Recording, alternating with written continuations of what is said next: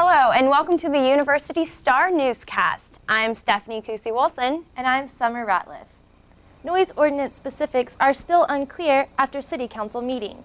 New definitions of the terms excessive noise and unruly gatherings were the topic of discussion at the meeting Tuesday. City Council members felt these definitions were still unclear and needed to be revised again.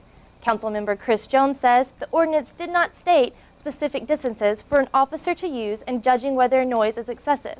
Under the amendment of the ordinance, a noise is defined as excessive if it can be heard across property lines. If charged, civilians could receive a maximum fine of up to $500. Council members also questioned specifics on the time of day and size of gathering violators could be charged for. Police Chief Howard Williams says they have been working on solutions for the past 2 years and will return February 17th with a revised reading. Lords, ladies, artists, and even commoners are still seeing green after attending the first of its kind, Celtic Festival held in San Marcos Saturday. Dozens of artists, musicians, merchants, and curious onlookers came together to celebrate all things descending from the Celtic people, which includes modern-day England, Ireland, and Scotland. Alonto Viovode says her family got her involved in Celtic artwork when she was 28 years old. She says her artwork represents the interconnectedness of life. State Representative Leo Berman wants English to be the official language of Texas. He is proposing a bill to make official state documents English only and completely do away with publishing copies in Spanish. Berman says it will save our state millions of dollars. Some documents would be exempt from Berman's bill because they're mandated by the federal government to be printed in Spanish and English. That would include voting ballots and school documents used for bilingual education.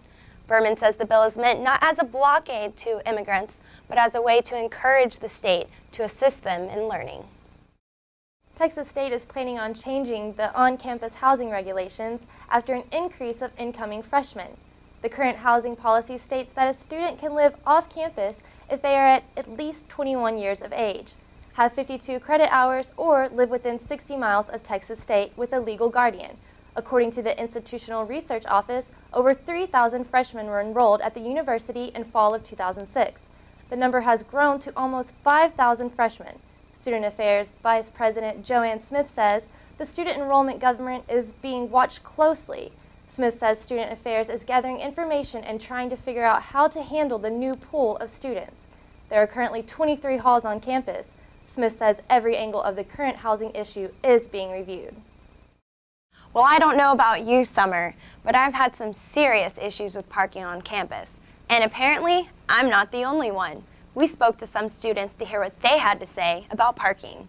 Like during the week, it's a good thing not to move your car. I've been around for about like 30 minutes before I can find a parking spot or before I have to park somewhere I'm not supposed to and hope I don't get towed. I don't know why we, have to pay for parking at all. I think they should change that.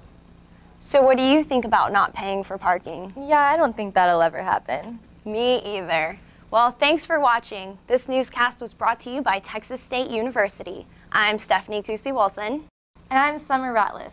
And we're with the University Star, Guiding you in the right direction.